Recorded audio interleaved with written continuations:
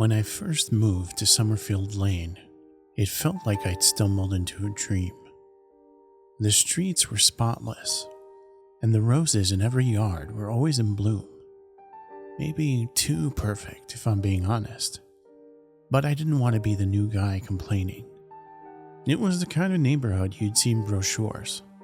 White picket fences, kids riding their bikes, and golden retrievers lounging on porches like living ornaments.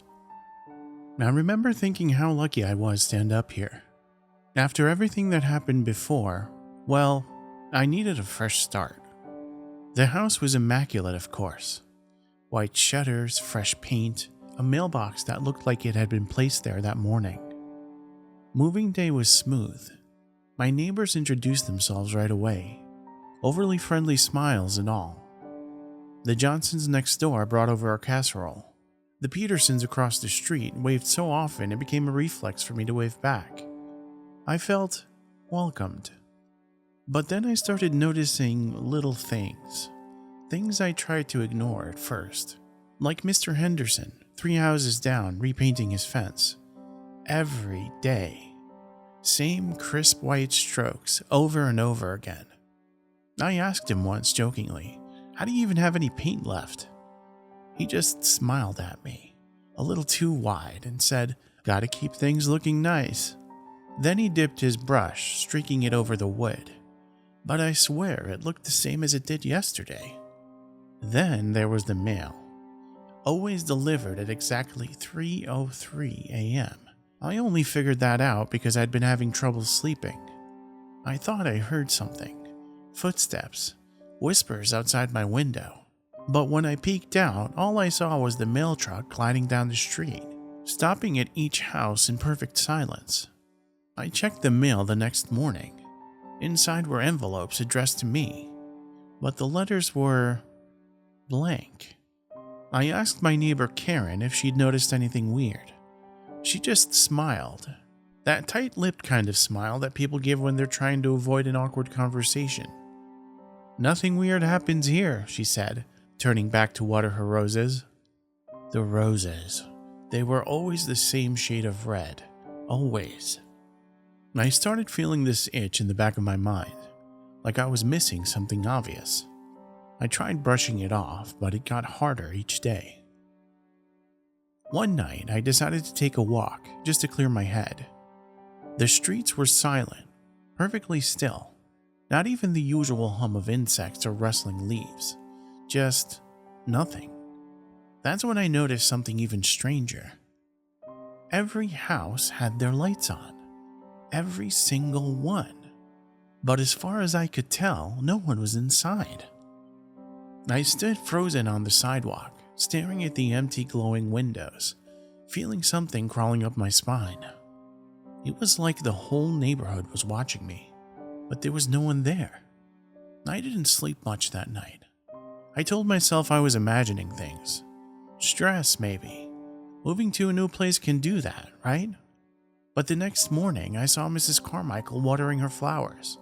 Except she wasn't really watering them. Her watering can was empty. Just the slow, rehearsed motion.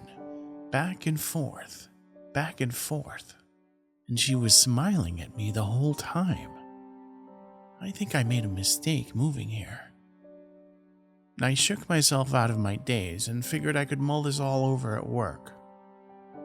I went back inside, grabbed my briefcase, and locked the door behind me. The street was eerily quiet as I walked to my car. I could hear the faint hum of distant lawnmowers that never seemed to stop. I tried to ignore it, shoving the key into the ignition and twisting. The engine purred to life, and for a moment I felt a sense of relief. Just get to work. Clear your head. But as I backed out of the driveway, I noticed something was in the rearview mirror. Karen, from next door, standing on her lawn, watching. I waved hesitantly, but she didn't wave back. She just stood there, holding those same hedge clippers she always had, the blades opening and closing with an unnatural rhythm. I forced my eyes back to the road and pressed down on the gas. At first, everything seemed normal. The houses passed by in a blur. and I kept my hands tight on the wheel, focusing on the stop sign at the end of the street. I turned left, then right, following the familiar route on autopilot.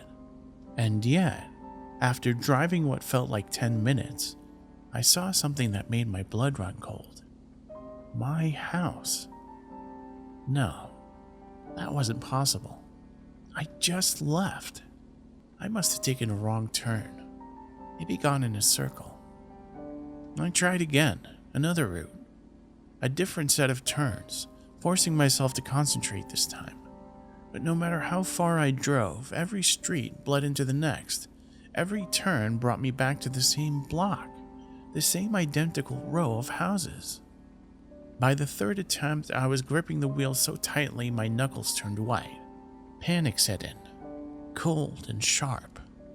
I pulled over, breathing heavy, trying to calm myself. I checked my phone, desperate to pull up the GPS, call someone, anyone. No signal, just a blank screen and the time blinking, 9:02 a.m. It had been 9:02 a.m. the last time I checked, and the time before that. I turned the phone off, swallowing hard. I couldn't sit here all day. I had to try again.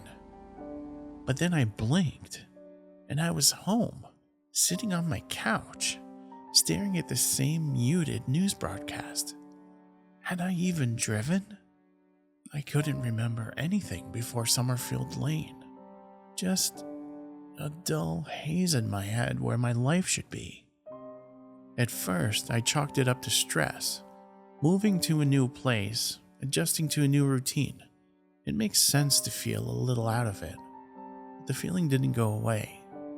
In fact, it got worse. The neighbors didn't help. They were nice, sure, but too nice. Every morning I'd walk outside to get the mail, and without fail, Karen from next door would be trimming her bushes.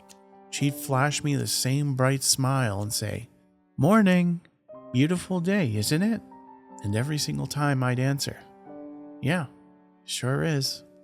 Except one morning I didn't respond. I just stood there, watching her. She kept smiling, frozen in place, shears snipping at the air, until I finally muttered, "Yeah, beautiful." She blinked once, then carried on like nothing happened. That wasn't the only thing. The conversations were always exactly the same, word for word. Mr. Peterson waved from across the street shouting, "How's the new place treating you?" every afternoon at 4:17 p.m. I started answering differently just to see if he'd react. He didn't, just nodded with the same pleasant expression. Even when I told him I think I'm losing my mind. "Glad to hear it," he called back. Then there was the time thing. Some days stretched on forever, the sun hanging too long in the sky, shadows pulling unnaturally across the pavement. And then, in the blink of an eye, it would be midnight. I'd sit down for breakfast, and somehow moments later, the clock would read 10:47 p.m. Nights were worse. I'd lie in bed and listen to the neighborhood breathe. Soft creaks, the shuffle of feet on pavement, whispers that didn't seem to belong to anyone. More than once, I swore I heard my name drifting through the air. But when I peeked out the window, all I saw were empty streets and porch lights flickering in unison. One night, I decided to test something. I left every light in the house on and sat in my chair facing the window. I waited. At exactly 3:03 a.m., the mail truck rolled through, silent as always. But this time, something was different. I saw the driver. Or at least, I think I did. The figure behind the wheel didn't look right. Too still, too stiff. Its head snapped in my direction so fast that I flinched, and even from across the street, I could tell it didn't have a face. I didn't sleep after that. The next day, I told myself I was imagining things, that it was just exhaustion, paranoia. But as I walked outside, rubbing my eyes, I heard Karen's voice. "Morning. Beautiful day, isn't it? She was already smiling, standing in the exact same spot as yesterday. Same posture, same tone. I looked down at my hands. My keys were there. I'd been about to leave, but I couldn't remember where I was going. Had I ever left? I think the worst part is, I'm starting to forget what my old life even was. My job, my friends. Everything outside this place feels distant, blurry, and something tells me it's not just me. Last night, I saw Mr. Henderson painting his fence again. The same perfect strokes, same bucket of white paint, but this time, he was crying. Silent tears rolling down his face, his hand never stopping. I don't think we're supposed to be here. I don't know why I thought the nights were the worst part though. The days are just as bad. They make you second guess yourself. They lull you into believing everything's fine, that you're safe. But I'm not safe. None of us are. I started noticing the patterns more clearly after that night with the faceless mailman. I tried talking to Karen again, pressing her harder this time, asking if she ever left, if she ever saw anything wrong around here. She just laughed, the same laugh as before. Silly, she said, tilting her head again. But this time, something in her eyes flickered. Something hungry. That was 2 nights ago. Now I barely leave my house. I feel like something's watching me, waiting. And then, last night, I saw Mrs. Higgins wandering the street past midnight. She's one of the older residents, always knitting on her porch during the day, rocking in her chair and smiling. But last night, she wasn't knitting. She was whispering. I thought maybe she was sleepwalking at first. I watched from behind my curtain, heart pounding, as she shuffled barefoot down the street, muttering under her breath. I shouldn't have said anything. I know that now. But I did. I cracked open the door and called softly, "Mrs. Higgins? Are you okay?"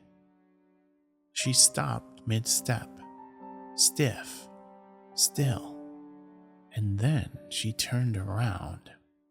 She didn't have a face. I mean that literally, just smooth, featureless skin stretching where her eyes, nose, and mouth should have been. But she looked at me. I don't know how I could tell, but I could feel it, the way something deep in my gut churned. Then she smiled, through the skin, like something underneath was pressing up against it, distorting it into a grotesque parody of human expression. I slammed the door and locked it. For hours, I sat in my darkened living room, listening to the slow, shuffling steps outside. She never knocked, never spoke again, just paced back and forth in front of my house until the sun came up. And then, this morning, there she was on her porch, knitting like nothing had happened. When I walked past, she looked up at me with her normal, wrinkled face and waved. "Morning, dear. Beautiful day, isn't it?" I didn't answer. I just kept walking. I had to talk to someone real. So I decided to find Greg, the so-called block captain. He's the guy everyone goes to if they have questions about trash pickup or HOA fees. I figured if anyone knew what the hell was going on here, it'd be him. Greg's house looked just like mine, just like everyone's. Too clean, too perfect. When he opened the door, he had the same wide plastic smile as everyone else. "Hey there, friend, what can I do for you?" I told him everything. Mrs. Higgins, the mailman, the feeling that something isn't right. His smile never faltered, but his eyes darkened. "Ah," he said, nodding slowly. "I get it. Moving can be tough. Sometimes our minds play tricks on us." I pressed harder. "No, Greg. I saw her. She didn't have a face." That's when his smile disappeared. Just like that. Gone. He leaned in close, voice low and sharp. We don't talk about that sort of thing here, buddy. Best to just fit in. Trust me. And then he shut the door in my face. I don't think I can leave, but now I know something worse. I don't think I want to anymore. Something about this place. It's getting inside me, making me forget why I was so afraid in the first place. The mail just arrived. 3:03 a.m. Right on time. There's a new letter today. Not blank this time. It just said, "Stop asking questions." And I swear, I could hear someone breathing outside my window. I don't know how long I've been here. Days? Weeks? Time doesn't feel right. It's stretching and folding in on itself. I used to count the mornings by the way Karen smiled and said the same exact words to me. But now I'm not even sure if those mornings are real. I keep trying to remember my life before Summerfield Lane, but it's like trying to hold on to water. Slippery, formless. I can remember packing boxes, moving in, shaking hands with Greg, but before that, before this neighborhood, it's all just static. And then today, something changed. It started when I found the box. I was in the attic going through old things, at least I think they're mine. The boxes were labeled with my handwriting, but the memories attached to them feel distant, like I'm reading someone else's story. I was sifting through yellowed papers and faded clothes when I found it, tucked away beneath layers of dust. A small, cracked shoebox. Inside, there was a stack of photographs. I should have never looked at them. The first one was of me, sitting in my car, staring blankly ahead, my hands on the wheel, eyes wide, like I'd seen something I couldn't process. It wasn't posed, it wasn't something remembered, and yet, there I was. I flipped through more, pictures of my house here on Summerfield Lane, taken from angles I couldn't have possibly taken myself. Some from inside, showing me asleep in my bed. The last photo made my stomach drop. It was a wreck. A totaled car, crushed beyond recognition, the windshield shattered and streaked with something dark. Headlights from another vehicle in the distance, cutting through the rain. I felt something deep in my chest, a sharp twist of memory clawing its way to the surface. Headlights, blinding, screeching tires, the weightless sensation of impact, and then blackness. And I stumbled back, dropping the photos like they burned me. My breath turned ragged, my vision tunneling. No, that couldn't be right. I moved here. I chose this place. Didn't I? I found an envelope at the bottom of the box. It was old, worn at the edges and sealed tight. My name was written across it in neat, looping cursive. I don't know why, but my hands were shaking when I opened it. Inside was a single sheet of paper, just a few words, but they hit me harder than anything else. You know why you're here. I felt the room spin around me, my knees buckling as the realization crept in that I shouldn't be here. I feel like I shouldn't be anywhere. Summerfield Lane isn't a fresh start. It's not a perfect neighborhood or a strange little suburb with quirks. It's something else. Something worse. I ran out of the attic, down the stairs and onto the street, gasping for air. But when I looked around, nothing had changed.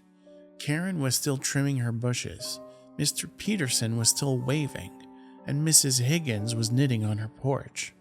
I wanted to scream at them, to tell them I knew something was terribly wrong, but something in their faces told me it wouldn't matter.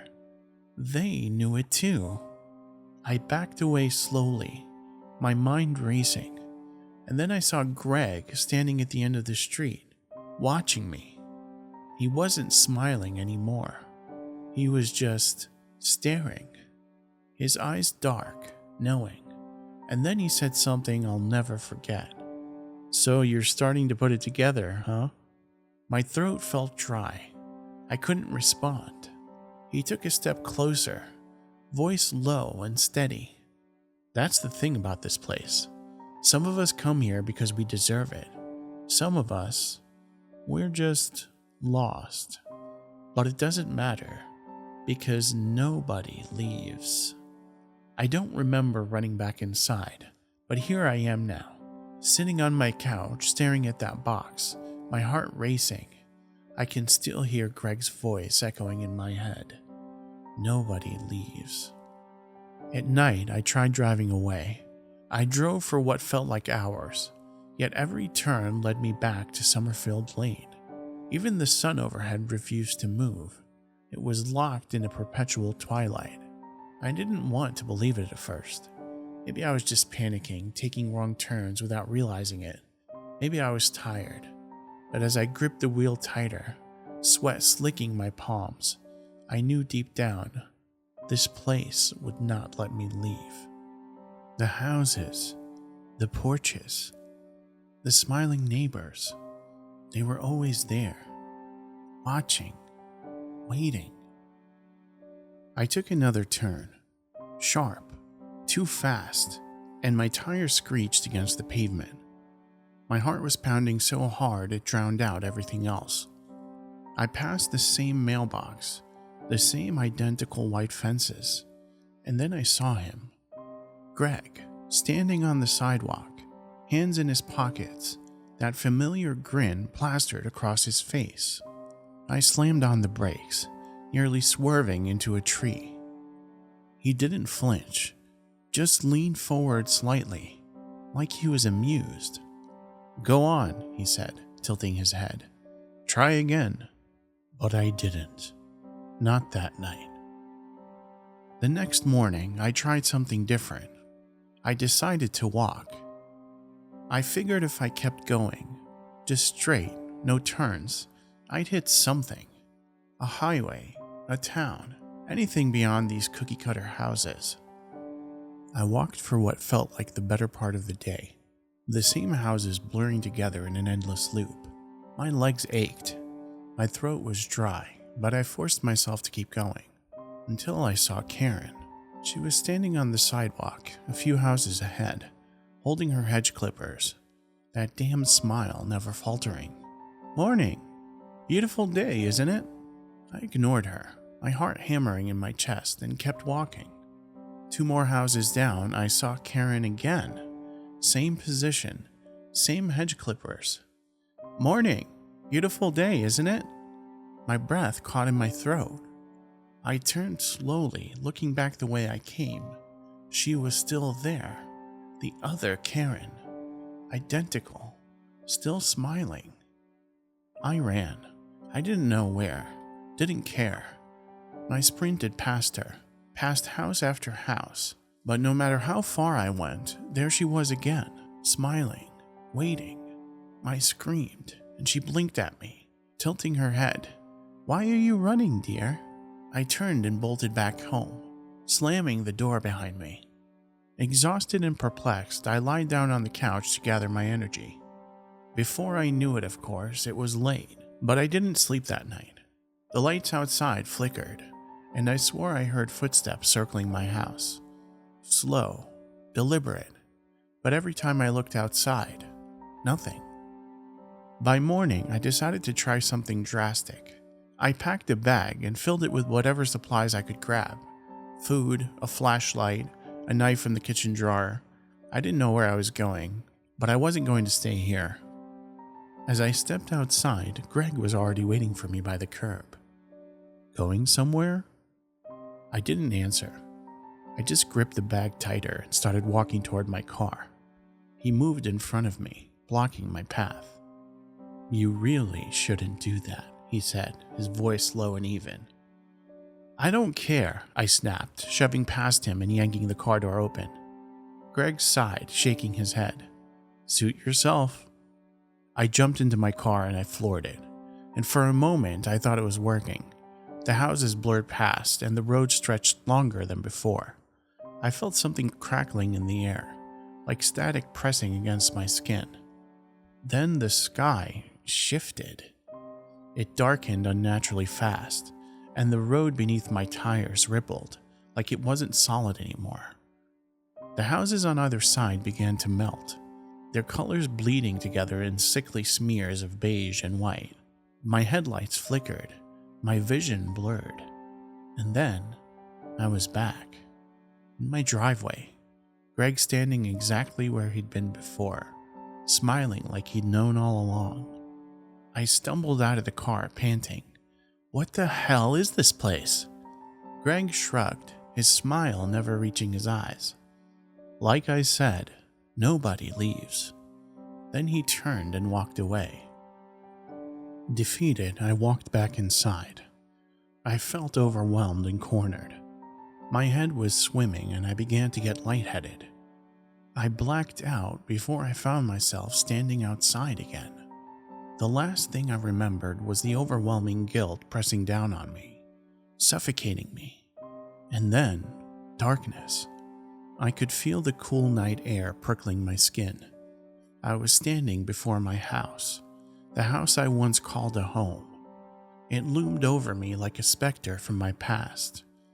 The door was wide open, a warm light spilling out, but beyond it, the darkness seemed infinite. Was this my chance to escape Summerfield Lane? Was I truly ready to face what was on the other side? I don't know how long I'd been there, but I knew why I was there now. I remembered everything. It hit me that morning when I finally worked up the nerve to open up that letter again, the one from the attic. The neat cursive burned into my mind. "You know why you're here." And I did. Headlights, screeching tires, the rain slicking the road beneath me. I remembered the moment, the split-second decision that changed everything. The argument with my wife before I left the house, the reckless speed, the way my hands trembled on the wheel as I reached for my phone instead of watching the road. I remembered the impact, and I remembered the faces, my wife's, my son's. They were in the car, and I wasn't alone. The guilt swelled inside me, crushing, suffocating. That place, it wasn't just some twisted suburb. It was my punishment. I staggered down the sidewalk, ready to confront Greg, to demand answers. He was waiting, of course. He always was. "You remember now, don't you?" he said, leaning against the mailbox like we were old friends. I nodded, unable to speak. His smile was different that time, sad almost. "That's how it works here," he said. "We all have something to face." I looked around, really looked at my neighbors. Karen with her pruning shears, Mr. Peterson washing his already clean car, Mrs. Higgins rocking on her porch, staring at nothing. I saw them for what they really were, fragments, ghosts of themselves stuck in routines they couldn't break, trapped in their own regrets, their own endless loops. Greg sighed and gestured at my house. "It's time," he said. I swallowed hard. "What's on the other side?" His eyes darkened, and for the first time, I saw something in them I hadn't before. Fear. "Only one way to find out," he said. I walked up to my house and stood there in front of my own doorstep, staring into the darkness beyond. The warm glow from inside felt inviting, but I knew it was a trick. There was no comfort waiting for me in there, only truth. I stepped forward, the ground beneath me feeling less solid with each step. Greg watched, his smile fading. "Good luck," he said softly. and I thought I heard something in his voice. Relief. Maybe he'd been there too long. Maybe he never had the courage to leave. I crossed the threshold. I woke up to the sound of a heart monitor beeping. The air smelled like antiseptic. A woman's voice, my wife's, was calling my name. I opened my eyes and she was there, holding my hand. "I'm so sorry," I whispered. She just smiled through her tears. "You're awake, that's all that matters." I didn't know what came next. I didn't know if I deserved another chance, but I did know one thing. I was never going back to Summerfield Lane.